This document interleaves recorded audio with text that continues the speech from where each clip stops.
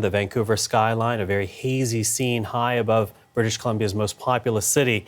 And as you can see in social media posts as well, people in the Lower Mainland are sharing these images of a city blanketed by thick smoke, a direct result of the wildfires burning across much of the western United States. Wildfires from California to Washington State mean Vancouver's air quality now ranks among the worst in the world. And with that, let's bring in Laura McQuillan as she's tracking this story for us today. So, Laura, what's the situation like today? Yeah, pretty incredible scenes, Michael, continuing that haze that's been hanging over the city for a few days. It's not just Vancouver, it's Vancouver Island pretty badly affected by the smoke as well. Take a look at this map, which comes from the US government. Now, it shows just the extent of the smoke. You can see the darkest area around Vancouver Island there, coming up from the US, of course, where the fires are. But it does stretch right across Alberta into Saskatchewan, and if you were to look further out, you'd see it reaching through Ontario, actually as far away as Nova Scotia, having at least some smoke in the area. Now, smoke like this not seen for a few years in the Vancouver area. Some more images from social media and now warnings of the health risk because of the particles, the gases that are in that smoke. Just reading moments ago about Castlegar in the West Kootenays in BC, its current concentration of particulate matter, so those small particles, is 18 times what is considered safe.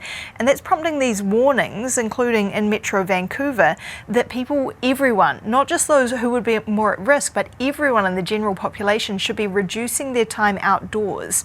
There are real fears for those who would be more at risk, including children, the elderly, pregnant people, and of course anyone with COVID-19 already having issues with their breathing certainly shouldn't be out in the smoke.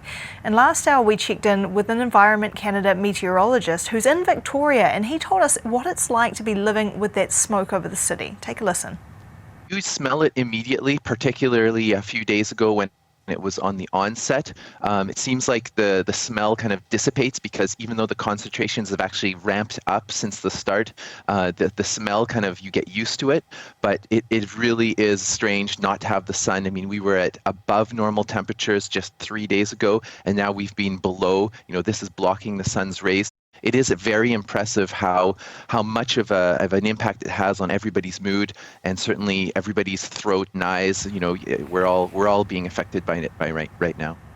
And similar warnings in place for Alberta as well, especially Calgary being told they are at high risk today. That's going to stretch into tomorrow, but should improve early next week. And there are hopes that some rain in the US will put a damper on those flames down there. Just a bit of advice as well for anyone who is in those affected areas. Stay indoors, keep your windows and doors shut, stay hydrated. And if you are coughing more, if you are feeling irritation in your throat, that could be a sign that you are being impacted by that smoke. So just take a little extra care, Michael. Laura, thank you for that.